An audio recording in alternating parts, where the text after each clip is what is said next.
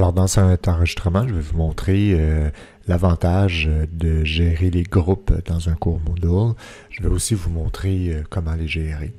Alors, pour commencer, vous devez savoir que les groupes devraient être faits avant les inscriptions. Ça facilite le travail. Alors, dans la section de gestion du cours, vous avez un bloc qui s'appelle groupe.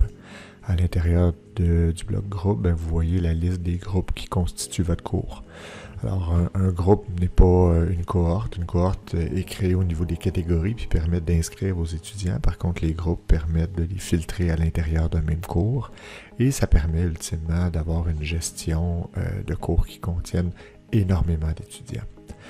Alors, pour créer un groupe, rien de plus simple. Vous appuyez sur le bouton « Créer un groupe » et puis vous lui donnez un nom, tout simplement. Donc, groupe, disons 22, ici. Je vous suggère d'utiliser la nomenclature utilisée dans JAD Tosca de manière à vous assurer de retrouver les bonnes personnes. Une fois que c'est fait, vous pouvez ajouter ou retirer des utilisateurs à un groupe de telle sorte que dans le groupe 22, si vous voulez ajouter Bob l'éponge, vous avez juste à l'ajouter de cette manière-là.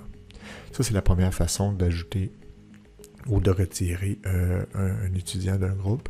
La deuxième façon, une fois que les groupes sont créés, c'est d'aller dans le bloc participants qui est juste à gauche, où vous voyez la liste des participants puis les groupes dans lesquels ils sont. Alors, c'est possible aussi d'ajuster les groupes au niveau des individus en cliquant sur le petit crayon juste ici.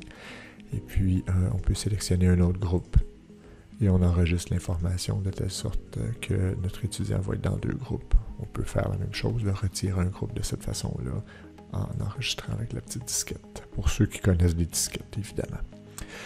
Une fois que mes groupes sont faits et que j'ai des étudiants dans chacun des groupes, l'avantage, c'est lorsque je veux faire inscrire d'autres étudiants, les clés d'inscription, si la méthode d'inscription, inscription facile est activée, là, vous allez avoir des codes d'inscription et à ce moment-là, vous allez avoir un code d'inscription par groupe. Alors, les membres du groupe 22, vous avez juste à lui donner ce code-là et puis l'étudiant, lorsqu'il va aller dans ce code-là, il va pouvoir, une fois arrivé sur la page d'accueil, juste rentrer le code d'inscription que vous allez lui donner. Il va cliquer sur s'inscrire et non seulement il va être inscrit au cours, mais en plus il va être attribué au bon groupe. Donc c'est excessivement facile de faire l'inscription dans les groupes des étudiants. L'avantage, c'est qu'une fois que c'est fait, on est capable d'effectuer plusieurs actions. Alors la première, c'est lorsque vous voulez bloquer une section complète à un groupe, à ce moment-là, on est capable d'aller en mode édition. Puis disons que cette section-là, elle est réservée à un groupe plutôt qu'à un autre, on est capable d'aller dans les options de la section. Et puis dans une section, vous avez les restrictions d'accès qui sont juste là. On peut ajouter des restrictions d'accès en fonction de plusieurs éléments, mais ce qui nous intéresse le plus, c'est le groupe. Puis là, on peut choisir que l'élève doit avoir accès à être membre du groupe cohorte COVID-18. Et puis on peut ajouter aussi plusieurs restrictions. Faites attention, si vous en ajoutez deux, l'élève doit être membre des deux groupes par défaut, donc c'est une des deux conditions suivantes. Fait que c'est vraiment de la logique, là. Donc, pour avoir accès à toute la section, l'étudiant doit remplir une des conditions suivantes, soit être membre du groupe COVID-18 ou COVID-19 dans ce cas-là. J'enregistre et à ce moment-là, vous allez avoir un avis, un accès restreint ici non disponible et l'avantage, c'est que ça s'applique sur toute une section. Fait que vous n'avez pas besoin d'effectuer les modifications au niveau des activités. Par contre, si vous désirez restreindre des activités, il vous est possible de le faire. Mon conseil, c'est de ne pas restreindre les activités de type ressources ou les activités d'apprentissage. Ce que je vous conseille fortement, c'est d'aller restreindre les évaluations.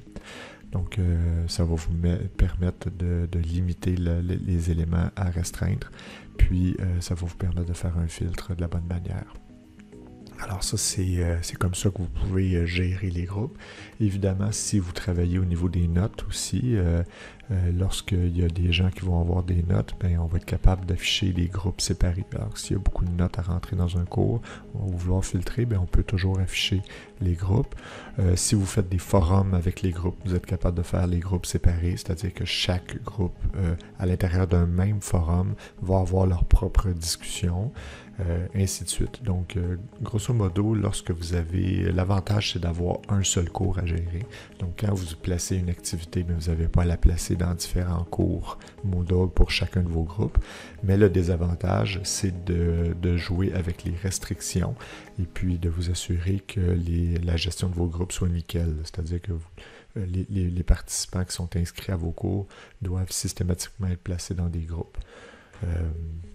Donc, si les groupes ne sont pas faits à l'avance, ben c'est ce qui est plus problématique. Donc, une des premières étapes, dans le fond, c'est de vous assurer d'avoir tous les groupes qui sont nécessaires.